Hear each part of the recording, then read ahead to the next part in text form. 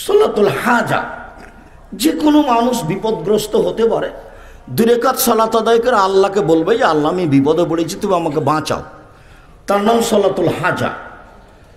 তখন বলেছিলাম যে ইব্রাহিম আলাইহিস সালামের স্ত্রী সারা যখন স্বৈরাচারী শাসকের কাছে ঢুকলেন, তখন স্বৈরাচারী শাসক হাত বাড়ালো তার গায়ে হাত দেওয়ার জন্য, বুখারী মুসলিমের হাদিস।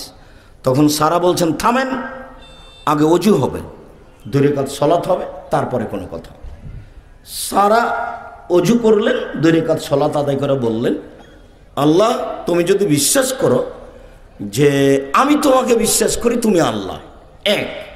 2, তুমি যদি বিশ্বাস করো যে আমি ইব্রাহিমকে নবী বলে মেনে নিয়েছি, আমি বলি না যে ইব্রাহিম আমার স্বামী, এটা আমি বলছি, আমি বলছি যে নবী ইব্রাহিম, ইব্রাহিম হলো নবী। 3, আমার জিন্দগিতে আমি কোনোদিন জেনা করিনি, আমার লজ্জা স্থান আমি কোনোদিন আমার স্বামী ছাড়া কোনো পুরুষকে ব্যবহার করতে দিইনি। এই 3টা কথা যদি আমার সত্য হয়ে থাকে, 1, আমি তোমাকে আল্লাহ বলে মেনে নিয়েছি, 2, আমি ইব্রাহিমকে নবী বলে মেনে নিয়েছি, 3, আমি জিন্দগিতে কোনোদিন জেনায় লিপ্ত হইনি। এই কথা 3টে যদি ঠিক হয়, তাহলে এই নির্জন ওজন আমার গায়ে হাত না লাগাতে পারে। কথা শেষই হয়নি, স্বৈরাচারী শাসক উল্টে পড়ে গেছে, অজ্ঞান হয়ে উল্টে পড়ে গেছে। বুখারী মুসলিমের হাদিস। বিপদে পড়ে প্রয়োজনে 2 রাকাত সালাত, তার প্রমাণই ছিল এইটা। আরেকটা ছিল জোরাইজ, ঘরে ইবাদত করতেন লম্বা সময় ধরে। একদিন মা এসেছেন, মা এসে ডাকছেন, তো জোরাইজ বলছেন আমি মায়ের ডাকে সাড়া দিব না, আমি সালাত আদায় করবো, একটু দেরি হয়ে গেছে। তখন জোরাইজের মা বদদুয়া করেছে, আল্লাহ একটা বদকার জেনাকারিনী মহিলার সাথে তার দুর্ঘটনা ছাড়া যেন তার মরণ না হয়। মা এরকম একটা কঠিন বদদুয়া করে চলে গেলেন। বুখারী মুসলিমের হাদিস। ইতিমধ্যে একজন পতিতালয়ের মহিলা উপস্থিত, তার সাথে জেনার কথা বলল, তো জোরাইজ না করলেন। তো মহিলা এক রাখালের কাছে গেল, রাখালকে জোর করে ধরে জেনা করলে একটি সন্তান জন্ম নিল। তখন মহিলা বলল যে এই সন্তানটা জোরাইজের।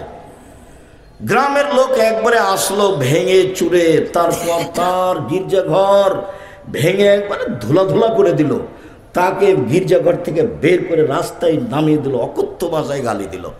তখন জোরাইজ বললেন, জোরাইজ 2 রাকাত সালাত আদায় করলেন।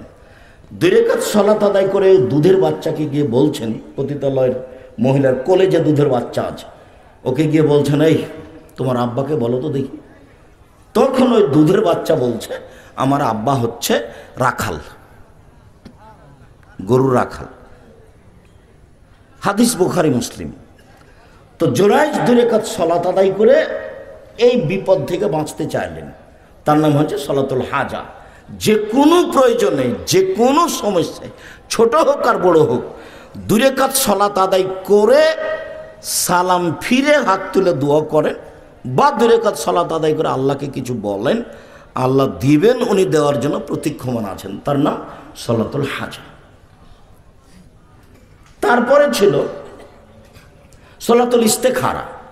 কোনো কাজের সিদ্ধান্ত নিলে 2 রাকাত সালাত আদায় করে সালাম ফেরার পরে বলতে হবে দোয়াটা, আল্লাহুম্মা আস্তাগফিরুকা বিইলমিকা ওয়াস্তাগদিরুকা বিকুদরাতিকা। ওই দোয়াটা লম্বা করে বলে আপনি উঠে যাবেন, বা সালাম ফেরার পূর্বে বলতে পারেন। সালাম ফেরার পরের কথাটা এসেছে, তার নাম হলো সলাতুল ইস্তেখারা, সিদ্ধান্ত চাওয়ার সালাত। আমি এই জমিটা নিব কি না, আমিও কাজটা করব কি না, এই সিদ্ধান্তের সালাতের নাম হচ্ছে সলাতুল ইস্তেখারা। তারপরে একটা সালাতের কথা ছিল সলাতুত তাসবিহ। সলাতুত তাসবিহের হাদিস আমরা সঠিকভাবে প্রমাণ করতে পারিনি, জাল জৈব দ্বারা প্রমাণিত, যার কারণে আমরা বলেছি সলাতুল হাজা না, সলাতুল তাসবিহ এটা পড়তে হবে না, প্রমাণ করা যায় না। বাকি সবগুলো বলেছিলাম।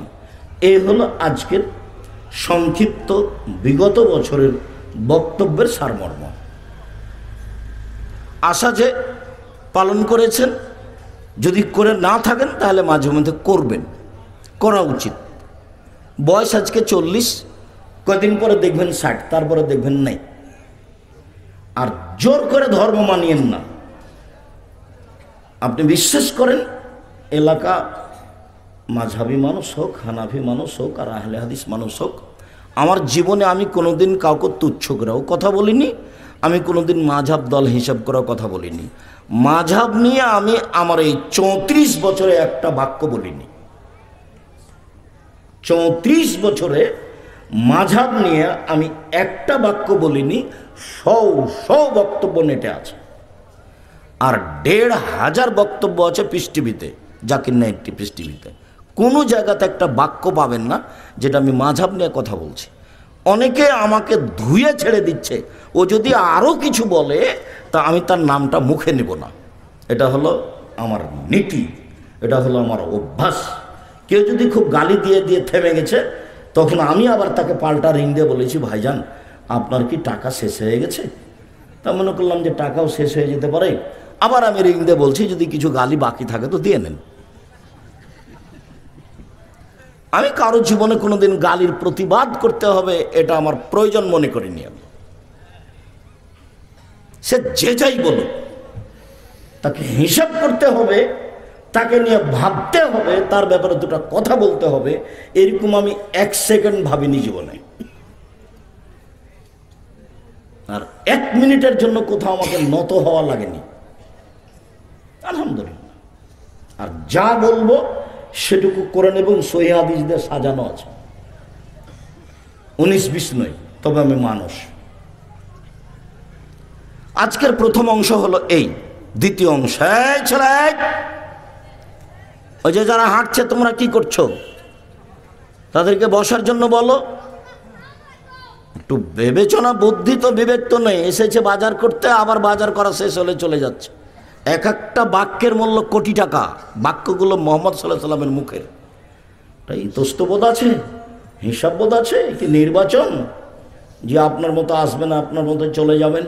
মনে রাখবেন, আমি আব্দুর রাজ্জাক বিন ইউসুফ যদি কোনোদিন আসি, অন্তত 10 কিলোমিটার আশেপাশে যত দিনী ভাই বোন আছেন সবাই আসবেন। আপনি তো আসবেন, হিন্দুকে আসতে হবে। আমি তারও কিছু না কিছু উপকার করবই করবো ইনশাআল্লাহ। আপনি এদেশে হাজারো হিন্দু পাবেন যে আমার বক্তব্য ঘন্টার ঘন্টা শোনে। হ্যাঁ, এমনও হিন্দু আছে যে বক্তব্য শুনতে শুনতে ঘুমায় মোবাইল চালু করে দিয়ে। সে তার পরিবারে এই বক্তব্য কিছু কাজে লাগায়, নইলে অন্তত তার বউকে বলে এই ভাত রান্নার সময় চাউল যেন পড়ে না থাকে। চাউল পড়ে থাকলে বরকত আমাদের বাড়িতে যে আল্লাহর পক্ষ থেকে একটা, ভগবানের পক্ষ থেকে একটা বরকত আছে, উঠে যাবে। বহু অংশ তার উপকার করে।